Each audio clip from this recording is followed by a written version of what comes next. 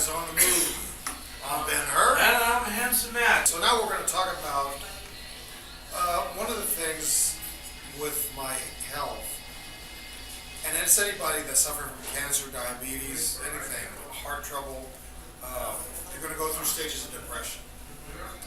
And it's going to lead us into this, basically this next segment is music that people listen to when they're depressed, and what it takes to get it out of their depression. I find that when I just recently learned this, that when I'm depressed, I tend to listen to more Beatles. I'm a Beatle fan to begin with, but you can tell my level of depression is because I will start by listening to old Beatles, like Meet the Beatles. I want to hold their hand, all that love shit, because it eases my depression. Because you can feel bad about a whole lot of things, you know, whether it's health or love or money, you know, everybody gets depressed for whatever reason. Now, as I get out of my depression, I'm listening to more progressive Beatles, Revolver, Sgt. Pepper, Let It Be, and I find myself growing out of those depths. When I am completely out of depression, I'm rocking the ABBA. I have a DVD or CD player. It's got the best of ABBA. So when you hear SOS or Mamma Mia, I am good. Oh yeah, don't be laughing at me. I know you like the ABBA too, man. I was like, Mamma Mia. Here's the funny thing about music is because we all see music differently. The other day I was at the club with Jared, or with Debo, and he asked me, he goes, "Say man, do you know any Public Enemy?" I said, "Yeah, I know Public Enemy." He goes, "Name one of their songs." I said, "I can't name their song. I didn't know their songs had names." Come on, man. Can't trust it. Is Will Smith in it? I like his acting way better than I like his rapping. One of the songs have the word motherfucker in there, right? But to talk about like the depression thing, like I went through the same thing, and that's where you really lose the weight. You know what I'm saying? Yeah. Like I lost my weight more because I was depressed. Because I thought the next step was I'll be dead in a week. You know what I'm saying? That's the whole time I was thinking like I'm gonna be dead in a week. I don't need to. And I was taking everything so serious. I was taking all that medication, and I was just depressed. And the only thing that really got me out of my funk wasn't really so much music. It was more video games. My kids a little bit, but video games. You know what I'm saying? Like when you start, like you angry or you feeling some type of way in the beginning of playing Call of Duty or 2K or something like that. 20 minutes later, you're not thinking about it. You know what I'm saying? You're thinking more of happy things. You know what I'm saying? You start to get, you know what I'm saying? You get more out of your depression. But if I did have to say anything about the type of music that I would like when I'm depressed, I like to hear, you know what I'm saying, like Meek Mills, rappers like that, you know what I'm saying, that be talking down on other people.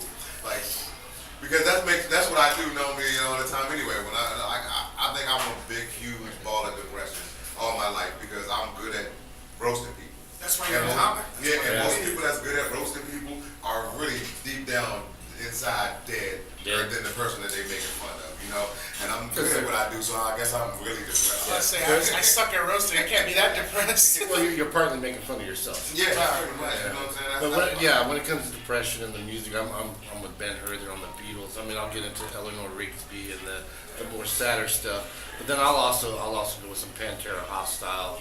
As you get better. No, the deeper I go, the harder the Wow. music gets. But then also that hard music brings me back out. I'll throw in some Master of Puppets and just kind of, it's my video game in a sense because I'll just start thinking about that and how worse off other people have it, you know. But the thing about the depression is, and you can probably attest to this too, Debo, is once you start understanding the reason it happened and how to deal with the illness, you feel better about yourself. It's when we don't know. Is when it's a scary time. Because you see doctors and nurses just coming in and out of the room, sticking needles in you and whatnot, waking up at 4 in the morning for your morning your morning blood draw, and it becomes very scary because it's like nobody told you a damn thing. And then when the doctor does come in, you can't understand what the hell he's saying about anyway. Well, I think the mind automatically starts going to some of the worst case scenarios. You start thinking, okay, this is it. I got to do a total change in my life, and I don't think I have it in me. You know, and And 9 times out of 10, when you start coming out of depression, is because you run into somebody that has had the same thing happen to them, and they say it's not that bad. Yeah. This is what you do, and then it's 1, 2, 3. and by the time you know it, it's like, I got this. Yeah, that's exactly the same. And I mean, but like I was at the River Center when I got out of my funk during the week of that Brian Davis show. Not because of the show, because I seen a guy that was there at the show last year, and I told him, he said, man, I seen you had a heart attack on Facebook, man. I said, yeah, they gave me 2 stents and put them in my heart. He said, my grandfather's 70 years old, and he has his stents in his heart, and now he don't even take his medicine no more. He be just out here eating all the stuff. I'm like, okay, it makes me feel better that I won't just die within 5 years. Yeah. The doctors just telling you that shit, stuff to scare you into making yourself healthier. You know what I'm saying? It made me cheat more, because I still, when I leave my home, I go buy food I ain't supposed to be eating. But so that part is the worst part of it. But at first, you know what I'm saying, I'm like, this guy's 70, they got 3 stents in their heart. You know what I'm saying? And he said, forget that medication stuff. You know what I'm saying? As long as he's able to thin his blood out to be able to have that thin those blood go through the stents and everything. I mean, I feel better now. I started feeling better. Is that what it does? Is it like thins out your blood? Yeah, well, you need blood thinners for the stents in your heart, because if not, it won't Blood go will clot. through. Yeah, it'll clot. Yeah. So And I have a clot. Are you like me? Do you take a baby aspirin every day? Yeah, I just took 2 this morning, because I knew I was going to eat pizza.